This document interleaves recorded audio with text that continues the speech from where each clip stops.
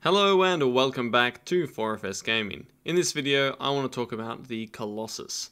That's that big tanky javelin that is receiving a little bit of a bad rap over on Reddit and the Anthem's feedback forums. But if you were set on maining this guy, and are getting upset that everyone's saying mean things like Colossus is undertuned, then you can rest easy, because after many hours playing with this javelin and exploring his different builds, I can safely say that the thick boy is both a lot of fun and also extremely capable in a fight. In this video, I'll introduce you to the abilities and mechanics the Colossus has in the Anthem demo. I'll also talk about some of the builds and synergies that bring out the best in him as well. If you haven't seen footage of his abilities, most of them are shown here.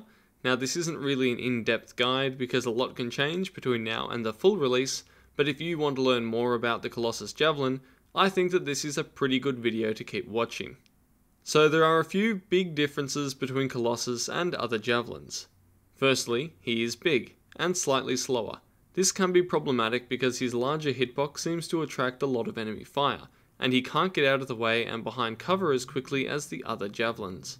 He does however have a lot of health, so you can take a number of very punishing blows that might spell instant death for others. He is also able to carry certain types of weapons that other javelins are unable to, including grenade launchers and the autocannons.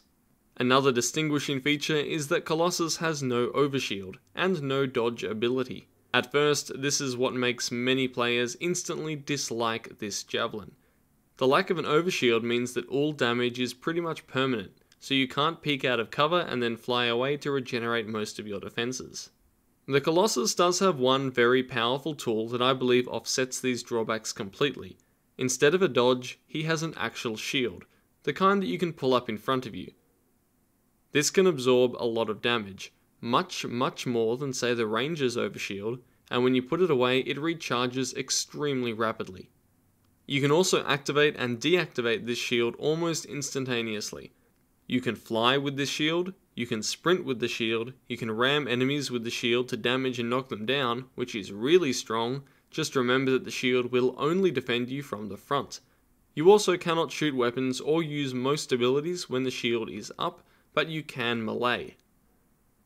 Basically, if you learn to master all of the mechanics of this shield, you can use it to become almost invulnerable to damage, and to tank attacks from lots of different enemies.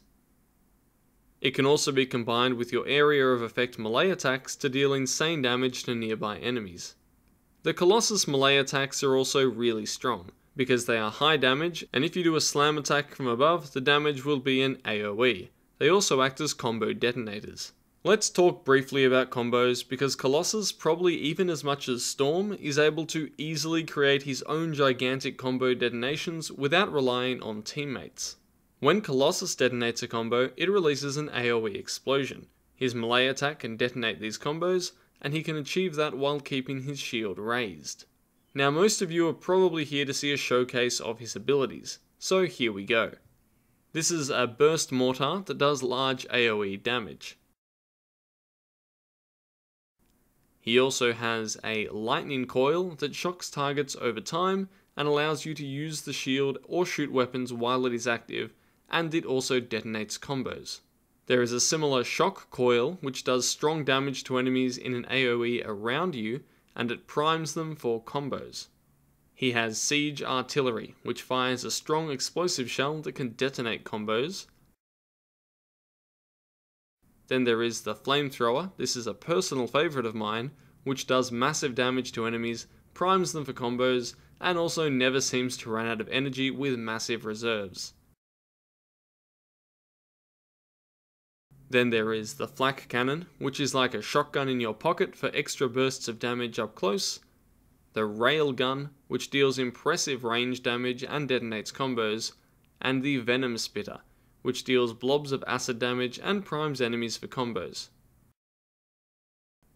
There is also a firewall mortar ability and another high explosive mortar shell ability, but I unfortunately could not get footage of these from the demo. As for support gear, the Colossus can use Battle Cry, which forces enemies to attack him. This is insanely good with a coordinated team. It allows teammates to strike vulnerable areas and deal massive DPS while your shield can keep you protected. It also tends to make enemies group up to pursue you, which makes your combo detonations and AoE melee skills even more devastating. The other support kit in the demo was Shield Pulse, which provides a damage reduction to you and your allies for a brief period of time.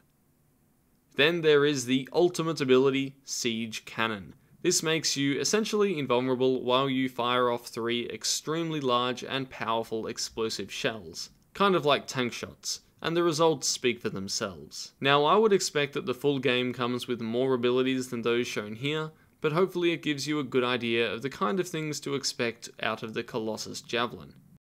Before we finish up, I want to briefly talk about one build which I really liked, and this was the Colossus with the Lightning Coil and Flamethrower, along with the Battlecry support ability.